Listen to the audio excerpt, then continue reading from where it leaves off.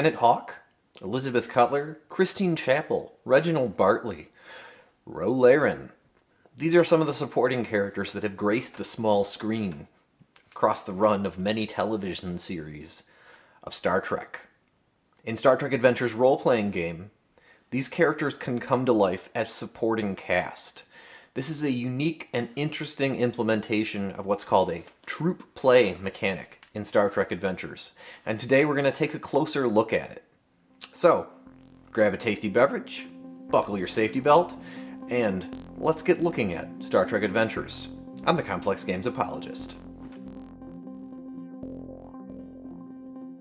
So for today's disclaimer moment, I want to thank everyone who's taken the channel as far as it is now. We are a long place from where I started, and while I don't have to worry about things associated with monetization, I am in a place where I wouldn't have to worry about that big looming prospect of losing my partnership, because I've got the watch time and I've got the subscriber count because of you all. And so over the course of the coming weeks, I will point out some channels that I think are worth your time and worth taking a look at if you're not already subscribed to them. People who fuel my passion for YouTube and have brought to light kind of interesting ideas that I've shared here on the channel. I've never been interested in monetization because I'm interested in sharing my perspective and getting to know you, and possibly you getting to know me, so that at some point, maybe I'll have some stuff to share, like a Kickstarter or on DriveThruRPG, that I can point your way towards. But the value for me is in the community and in the communication. It's in learning to edit videos and just be clearer about what's coming out of my mouth. And hopefully, if you're still watching, we've gotten to that place. Okay, disclaimer moment over. Let's chat a little bit about supporting cast. So how does supporting cast get going? Where do they begin? Well, they begin at the start of a scene. If you go back to our Scenes and Traits video, you'll recall that the Game Master sketches who's present. The main characters, which ones are and which ones aren't. And you, during a scene where perhaps your character is down in sickbay being the ship's doctor, might create a helmsman. Or you might create some security professionals to escort the first officer on a dangerous away mission. This is the bread and butter of how supporting cast are introduced. Each ship has a crew support, which is equal to its scale. And that's the number of supporting cast that can be introduced in each episode. However, you can bring back a supporting character again throughout the episode. Now, this is where things get interesting. Supporting characters can also be in the scene even as your main character is present. This is a way to introduce a specialist, and it's also a way to have the bridge be full of enough people to keep the ship running if you have a smaller character group. And it's possible you might even choose for your main character to not be the character that's active in the scene.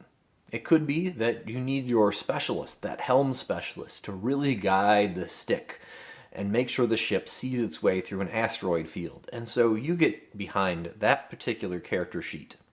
So how are supporting casts created? Very quickly.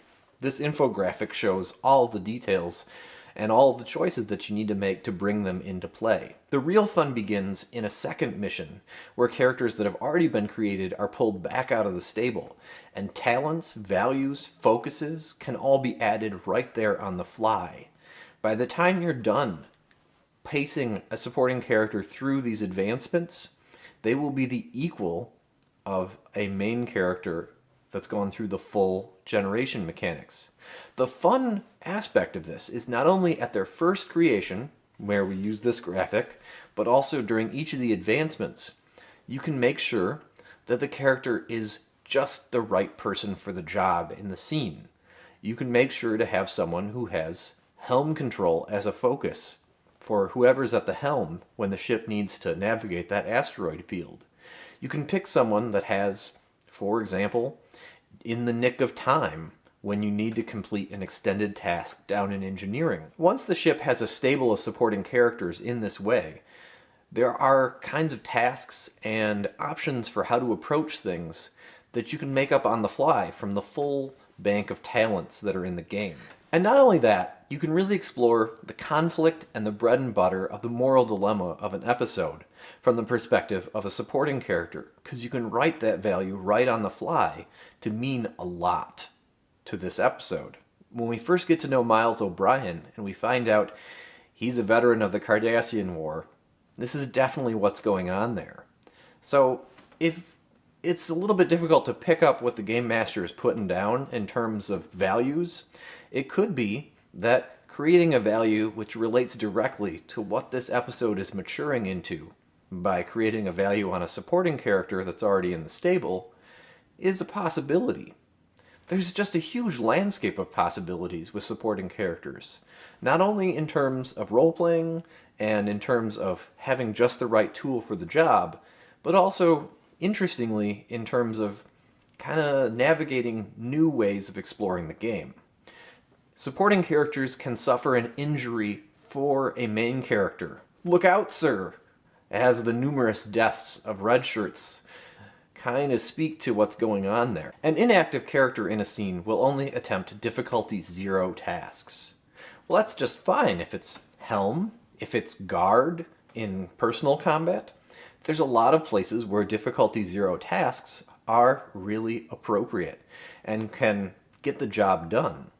And it's also a place where if you need an assist, if you need an extra 1 die, a helping hand, supporting characters are there for you even when they're inactive. So to round out our discussion of the rules in the book about supporting characters, let's just point out that supporting characters aren't actually owned by any particular player. They can be created, and they're your character for the scene. But in a following scene, another player could pick up that character, roll the dice with them, and participate in the story where it makes sense for them. As far as Hawk in First Contact, I think that's definitely what's going on. And I can think of a few other characters that fit the bill for this. Another thing about supporting cast is that when it matters, they are explicitly not senior staff. And this is a rule that I think you can be a little bit flexible with and maybe get a little bit further away from the book by.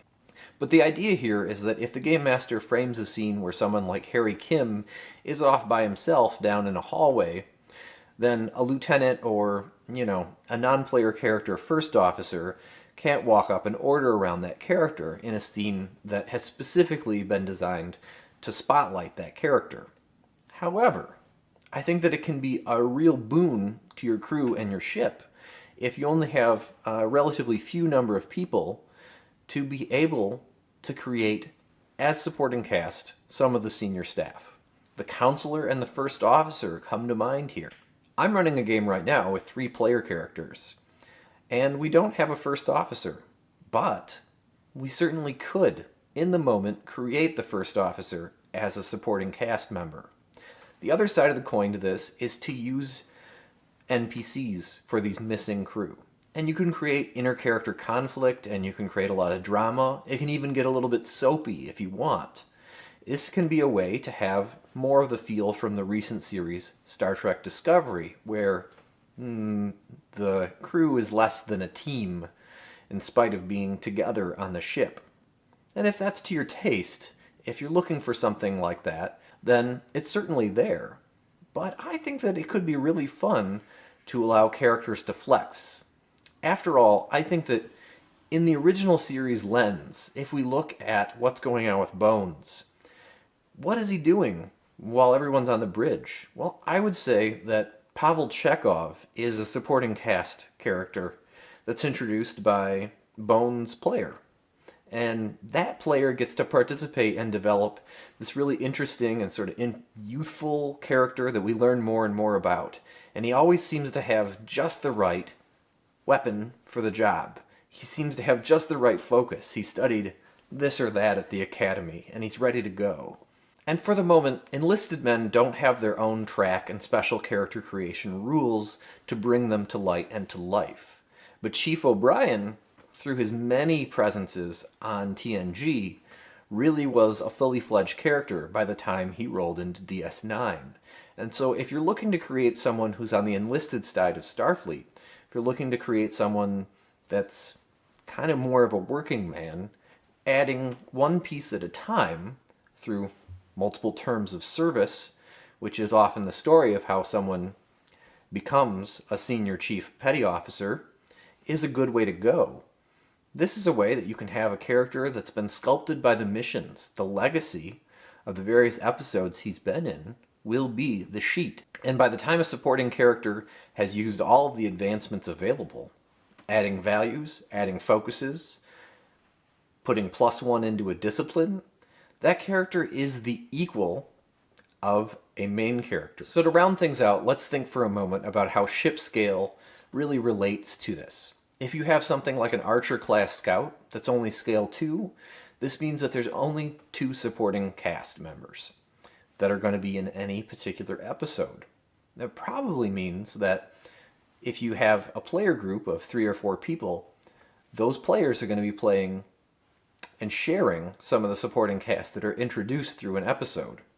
You know, if we focus on things with the Doctor, then perhaps an enlisted man who's the steward of the ship that helps in sickbay is played by the captain. But that same steward will be played by the chief engineer on an away mission with the first officer and the captain. This is an interesting place where the true play mechanics that are so strong in something like Ars Magica will start to really show in Star Trek Adventures.